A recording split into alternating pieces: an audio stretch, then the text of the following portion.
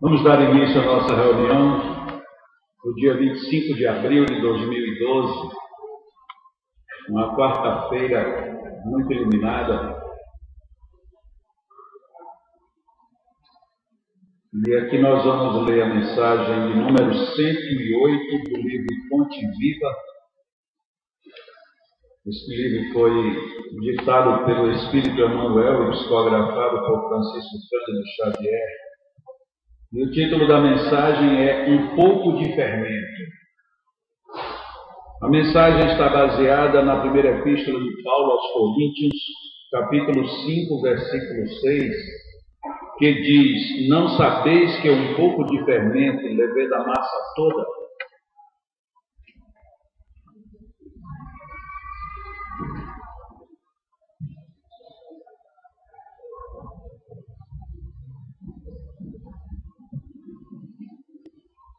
E o comentário do Espírito Emmanuel é o seguinte: ninguém vive só. Nossa alma é sempre núcleo de influência para os demais. Nossos atos possuem linguagem positiva. Nossas palavras atuam à distância. Achamos-nos magneticamente associados uns aos outros. Ações e reações caracterizam-nos a marcha. É preciso saber, portanto, que espécie de forças projetamos naqueles que nos cercam. Nossa conduta é um livro aberto. Quantos de nossos gestos insignificantes alcançam o próximo, gerando inesperadas resoluções? Quantas frases aparentemente inexpressivas, arrojadas de nossa boca, estabelecem grandes acontecimentos. Cada dia emitimos sugestões para o bem ou para o mal. Dirigentes arrastam dirigidos. Servos inspiram administradores. Qual é o caminho que a nossa atitude está indicando? Um pouco de fermento leveda a massa toda. Não dispomos de recursos para analisar a extensão de nossa influência, mas podemos examinar-lhe a qualidade essencial. Acautela-te, pois, com o alimento invisível que forneces às vidas que te rodeiam. Desdobra-se-nos o destino em correntes de fluxo e refluxo. As forças de hoje se exteriorizam de nossa atividade.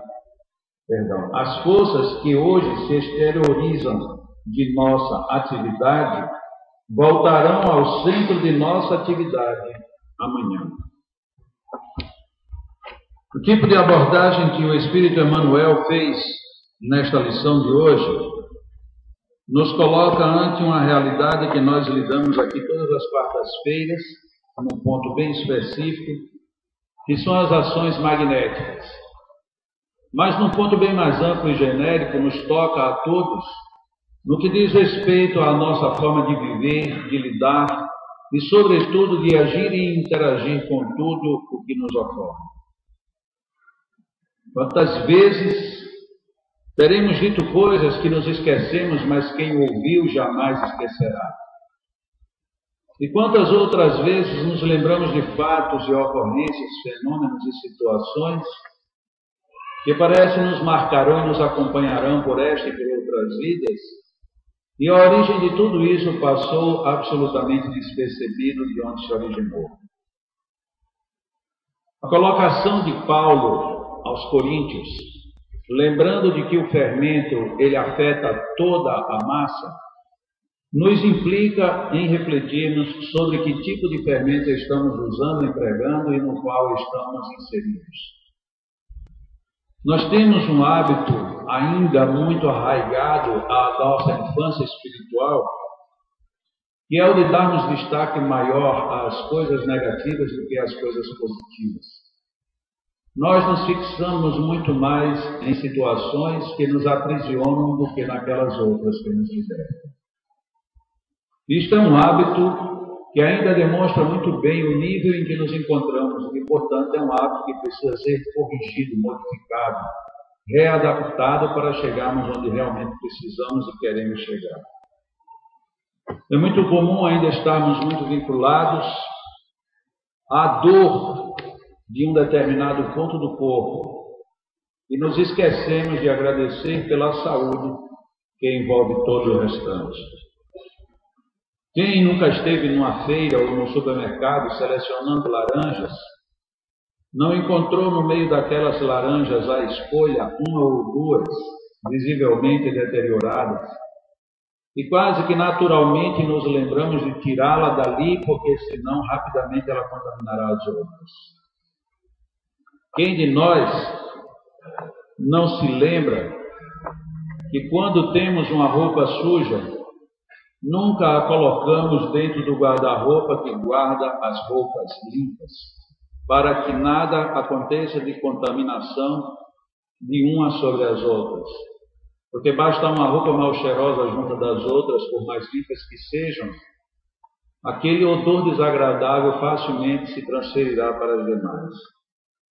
Mas por que será que quando chegamos nas nossas dificuldades morais, psicológicas e emocionais, não temos o mesmo cuidado? Quantas vezes não são as nossas ideias pequenas sobre o que nos acontece que nos levam a encontrar um estágio de contaminação grave na nossa vida, no nosso dia a dia? O que me leva a dizer, nossa, o meu dia hoje está muito ruim? Se a gente parar para pensar exatamente o que está transformando o nosso dia em um dia ruim, e naquele momento pensarmos o que deveríamos pensar para que o dia fosse bom, nós veremos que muitas vezes o nosso dia é muito ruim pela concentração que nós temos em pensar numa coisa ruim e deixamos de lado as coisas boas. E isto é muito grave porque parece ser o nosso cotidiano. E isto é mais grave porque nós consignamos isso como sendo uma reação tipicamente humana. Quando o humano, por ser decorrência de uma postura divina, deveria ser termos maior vigilância e termos um maior cuidado quanto ao nosso comportamento mental e emocional. Nós nos azedamos fácil, contaminamos mais fácil ainda todo o nosso dia, toda a nossa vida, e não percebemos que este é o fermento que nós estamos colocando por sobre toda a massa. É muito comum uma pessoa que esteja doente ficar implorando a atenção dos outros, quando na realidade talvez fosse melhor nós estarmos dedicados em superar a dor ou a doença. Quantas vezes nós já estamos quase bom e quando chegamos no final de uma tormenta dizemos, e ninguém veio me ajudar. Quando a gente poderia muito bem dizer a mesma coisa de uma outra forma, graças a Deus não precisei da ajuda de ninguém. Quantas vezes nós nos desgastamos pensando mal dos outros, quando muito raramente nos colocamos no lugar dessas mesmas outras pessoas. O fato é que é muito fácil condenar, e por isso condenamos tanto. E quando queremos ser bonzinhos, dizemos que não vamos julgar, embora condenemos. Porque se condenar em si já é um peso muito forte, condenar sem julgar é mais grave ainda. E muitas vezes, sob a desculpa de que não devemos julgar, nós já passamos direto o réu ou o candidato a isto para a punição total. Nós já condenamos direto sem nem ao menos avaliar os critérios. Uma vez alguém já disse, mas se nós formos ver as justificativas de cada um, ninguém seria passível de nenhuma condenação. No fundo, chegaremos o dia em que a maior condenação que cada um de nós traremos é a nossa própria consciência, porque é aí onde está a fonte do fermento. No dia que eu cometo um delito e a minha consciência o reconhece como tal, a partir daí eu começo a sofrer. Porque no dia que eu acho que o delito só é pago com uma prisão, uma cadeia, eu deixo de ver que tem pessoas que tudo fazem para ir para a cadeia porque tem um bom salário a receber no final e ainda por cima tem casa, comida e roupa lavada. Afinal de contas, o que queremos da vida? Que tipo de massa nós queremos no final? Uma massa saudável, boa, ou uma massa que compromete toda a nossa existência. Nós comprometemos muito a nossa vida com pouca coisa. Nós trocamos muito facilmente as coisas boas pelas ruins. Nós trocamos qualquer beijo e abraço de uma pessoa querida por uma palavra desagradável que a mesma pessoa querida tenha proferido, e muitas vezes sem nem ao menos ter a intenção. A questão é que a gente quer muito que o outro pense e viva como nós, mas raramente nos dispomos a viver como o outro. Nós queremos ser entendidos, entretanto desempenhamos muito pouco esforço para entender o próximo. E tudo isso vai contaminando a nossa vida de uma maneira tão violenta, tão desgraçada, desculpem a força da palavra, que nós vivemos em desgraça a partir de então. Porque não é uma desgraça que vem de fora, porque o que vem de fora é fácil, a gente se afasta ou a gente joga fora. Mas quando a desgraça está lá dentro, ou a gente limpa, muda, reforma e modifica tudo, ou a desgraça simplesmente continuará contaminando todo o resto. A proposta de Paulo, portanto, quando ele nos lembra de que o fermento leveda toda a massa, e de quando Emmanuel coloca de que tudo isso é um ciclo energético em nossas vidas, nada mais está lembrando de que nós deveríamos nos policiar a cada instante. Vamos ser santos? Ainda não. Mas por que não queremos ser? Seremos pessoas boas e perfeitas? Queremos, ainda que não sejamos agora. Por que a gente tem tanto medo de assumir essa postura? Não, mas eu quero ser uma pessoa boa. Porque na hora que a gente disser isso, vão vir os testemunhos, vão vir as provas. E na realidade a gente quer ser bom e santo, mas sem ser provado, sem ser testado. E isso será péssimo, porque no dia que vier a prova e o teste, onde é que nós estaremos? Como é que nós suportaremos? A vida é muito fácil, a vida é muito difícil, já disse isso várias vezes, e todos nós também sabemos disso.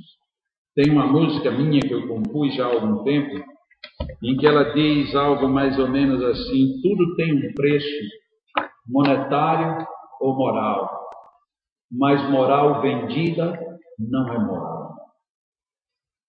Muitas vezes nós queremos exatamente isso, a gente quer comprar a moral. Muitas pessoas trocam de religião, muitos espíritas trocam de casas espíritas. Muitas vezes nós trocamos de lugar querendo que o lugar se adapte ao que nós estamos querendo. Mas dificilmente nos propomos a nos adaptar às reformas que precisamos. Nada contra que a gente experimente, conheça, visite, leia, absorva todo e qualquer ensinamento. Em todo lugar tem coisas boas. Mas se a gente não estiver disposto a descobrir as coisas boas, estaremos sendo contaminados por aquele fermento desgraçado que gera coisas ruins, isso que é o mal, que é o que nós iremos ver. Quantas vezes a gente chega num lugar e diz assim: me decepcionei. Por que você se decepcionou? Porque uma pessoa disse ou fez isso comigo. Basta uma pergunta para desconcertar tudo. E quantas pessoas tinham nesse lugar? Só uma? Se só era uma, está certo, você teve uma grande decepção. Mas se tem 500, uma em 500, não é coisa nenhuma, é muito pouco. Por que você está trocando 499 por um? Por que nós estamos trocando 100 por um, com prejuízos? Porque é cômodo, porque na realidade nós não queremos selecionar nem o tipo de fermento da nossa vida e também não estamos muito incomodados com a massa em que nos movemos. No dia que nós tivermos uma percepção mais perfeita da proposta de Paulo, nós talvez, quando visitarmos um doente, em vez de ficarmos dizendo coitado, nós diremos saúde. Em vez de nós dizermos assim: você sofre tanto, nós iremos dizer: que bom, você já venceu mais uma. Por que nós não damos um troco de uma mera piedade? Por que nós não damos um apoio, um abraço? Por que nós temos tantas dificuldades quando alguém conhecido nosso tem um ente querido que partiu e a gente olha um para o outro e diz: e agora como é que um espírita fala? Um espírita fala meus pêsames, um espírita fala o quê? Um espírita vai dizer é coisa de Deus. O que a gente vai dizer? A gente vai dizer exatamente o que tiver no coração. Na maioria das vezes, quando alguém amigo perde, entre aspas, alguém por desencarnação, eu me limito a dar um abraço. Eu dou um abraço. Porque no abraço eu procuro dar a energia que a pessoa precisa se receber, e é uma energia que eu tenho. Se ela quiser ouvir palavras, ela vai ouvir a palavra que o meu coração mandar dizer na hora. Eu não preciso de uma fórmula pronta, meus pêsames. E isso pode ser que de fundo do coração, na maioria das vezes, é uma formalidade. Mas na hora que eu dou um abraço, e um abraço sincero, eu estou fazendo com que aquela pessoa seja envolvida num fermento bom. Porque na realidade eu não estou querendo dizer, ou não estou querendo deixar de dizer palavras.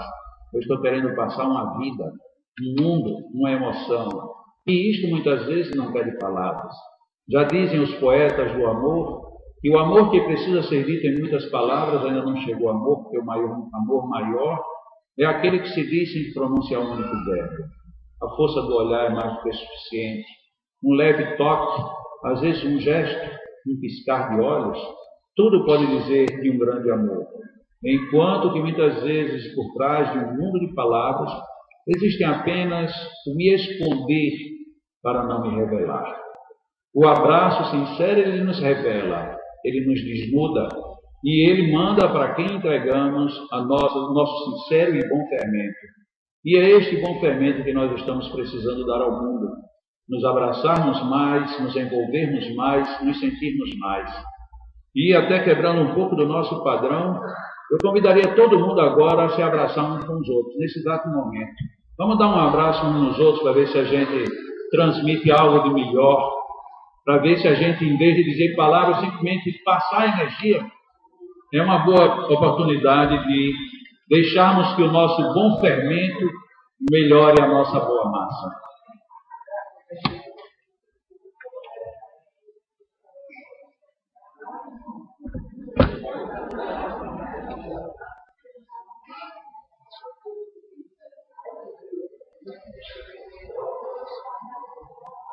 Que coisa boa, né? A gente abraça as pessoas que a gente conhece que estão perto, a gente abraça as pessoas que a gente não conhece que estão distantes. A gente sorri para quem a gente estava de cara séria até agora, né?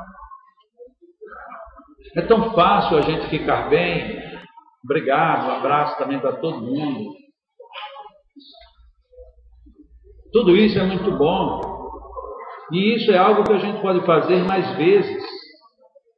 A gente pode se envolver com abraços físicos, mas com abraços espirituais, com um sorriso, com um toque. Quantas coisas nós podemos nos permitir fazendo com que a nossa massa seja levedada por um bom fermento. Então, façamos isso mais vezes de nós para conosco. Antes de passarmos a nossa segunda parte, nem todos sabem que todas as quartas-feiras, quando dá pouco depois das 8 horas da manhã, os companheiros que vêm fazer o nosso trabalho aqui conosco, eles chegam mais cedo, entram para aquela sala, e ali naquela sala ficam fazendo orações e vibrações de todos para todos. Então, muitas vezes a gente nem se dá conta, alguns ainda vêm a caminho, alguns talvez que morem mais perto ainda estejam se espreguiçando na cama, e muitos que irão passar a manhã toda se doando, já começaram a doação numa sala, orando, vibrando, dando um abraço sem toque. É muito importante que a gente saiba disso, porque que legal, a gente nem está ainda envolvido no passe e já estão nos envolvendo no passe. Porque é muito mágico pensar que os espíritos ficam aqui nos envolvendo e nos preparando o ambiente. Isso é bom, é fácil e é mágico, porque a gente não vê, não sente, não acompanha e não faz nada. Mas quando a gente percebe que para que essa mágica aconteça, já tem pessoas muito antes da gente trabalhando, tem pessoas que chegam aqui pouco além das 6:30 da manhã, já para que as fichas estejam organizadas, e vêm e separam as fichas, e normalmente essas pessoas são as últimas a sair, quando sai daqui é 12:30, 1 hora da tarde. E não vem para receber um único passe, não vem necessariamente para ser beneficiado da forma de receber, mas vem viver o benefício de doar, porque quem doa está sendo beneficiado 2 vezes. Então tudo isso é muito importante, porque às vezes a gente também se inquieta, que tipo de fermento é esse que está me deixando inquieto e desconfortável? Eu acho que a massa, quando ela começa a ser fermentada e começa a crescer, ela deve dizer, mas estava tão bom aqui porque eu estava bem juntinho do outro, e agora eu estou tendo que me expandir para os lados para poder gerar uma massa maior. Então esse trabalho de expansão é feito por nossa equipe bem antes dos senhores, a maioria, ter chegado. O nosso trabalho é feito por aqueles que chegam bem antes, preparando fichas, dispondo todo um exercício para que tudo aconteça bem. É importante isso porque a gente pode pensar assim, nossa, se tem tanta gente fazendo para que eu esteja bem, por que eu também não faço o melhor por mim mesmo? Por que quando eu venho para receber um passe, por que eu já não saio com o ânimo disposto a receber um passe? Por que eu já não preparo a minha massa, que sou eu, para receber uma melhor massa? Porque se cada um de nós chegarmos aqui melhor, nós sairemos ainda melhores, porque estaremos muito mais preparados para receber os benefícios. Nada no mundo é mágica, tudo tem seu preço, monetário ou moral, mas moral comprada nunca foi moral. Então a gente tem que fazer a moral, a gente tem que fazer com que o nosso fermento seja bom, para que tudo em nós seja igualmente excelente. Chamamos então os nossos amigos, a equipe de magnetizadores, para iniciarmos a segunda parte. Pedimos às pessoas que fiquemos todos bem relaxados, bem tranquilos, serenos. Nos entreguemos num clima de oração a Deus. Ele que nos deu a nossa própria vida, a cada um de nós, é a Ele que agora nós vamos dizer: Pai amado, Pai, divino Pai, Criador de todas as criaturas. Aqui estamos, Senhor, para receber de Ti mais um pouco de Tuas bênçãos. Não que elas nunca nos faltem, mas que estas Tuas bênçãos desse instante seguramente nos irão dar um pouco mais daquilo que acreditamos que estamos a precisar. E dizemos, como Jesus nos ensinou: Pai, seja feita a Tua vontade, seja feita a Tua vontade, Senhor, seja feita a Tua vontade em nossas vidas. Seja feita a Tua vontade em nossa saúde, em nossa mente, em nosso corpo. Seja feita a Tua vontade dentro da minha vontade, Senhor. Como pequenos deuses que somos, saibamos compreender a Tua grande vontade dentro de nossas almas. Que sejamos grandes, principalmente nas virtudes, mas quando formos pequenos, que sejamos que nem o fermento, mas o bom fermento, aquele que vai dar à massa a melhor forma e o melhor resultado depois de tudo isso tiver sido levedado. Ó Pai de infinito amor e misericórdia, aqui estamos nesses momentos iniciais dos trabalhos desta manhã, de uma manhã abençoada em que todos nós que estamos aqui neste momento, assim como aquelas pessoas que nos assistirão depois, todos nós nesse instante podemos, Senhor, contar com a Tua bênção direta. E neste momento os nossos amigos magnetizadores, erguendo as mãos em nossa direção, fazem unir os seus fluidos, as suas energias com os fluidos do mundo espiritual. E esta fusão de boas energias, saturadas pelo fermento bendito da Tua vontade, Pai amado, tudo isto aqui está à nossa disposição. É hora, portanto, de na nossa pequenez, mas na nossa grandiosidade de deuses que somos, dizermos do fundo de nossa alma: Pai, que a Tua vontade seja que todas essas bênçãos agora nos envolvam de uma forma firme, segura, atenuando-nos o peso e dando-nos a força e a coragem de seguirmos e prosseguirmos contigo. Pai amado, são tão boas e grandiosas as frequências da Tua vibração. É tão verdade que estás conosco que agora podemos te sentir em nossa alma, vibrando, permitindo que nos sintamos vivos, não vivos de corpo nem de sangue, mas sobretudo vivos de espírito. Permita, Senhor, que a Tua vontade esteja em cada um de nós e que nós estejamos abertos para receber de Ti esta bênção. Que nós estejamos abertos, Senhor, para a Tua saúde, a Tua paz e a Tua harmonia terem total espaço dentro de cada um de nós. Deus, Pai de infinito amor e misericórdia, derrama sobre nós toda a beleza que permites a natureza se nos apresentar. E dá-nos, Senhor, a sabedoria e o olhar, para tudo vermos e admirarmos, para em tudo extrairmos lições, para cada coisa que ouvirmos ser mais uma parte melodiosa da grande sinfonia que vem da tua harmonia. Que cada coisa que sintamos se transforme, Senhor, num rocio suave das aves que balançam as ondas do vento, para nos trazer o refrigério da alma, que não pede tufões, como tampouco a secura, mas que apenas o balançar das asas de uma ave são suficientes para que ela se mova e diga ao mundo: eis o ar que Deus nos dá para que todos vivamos em harmonia.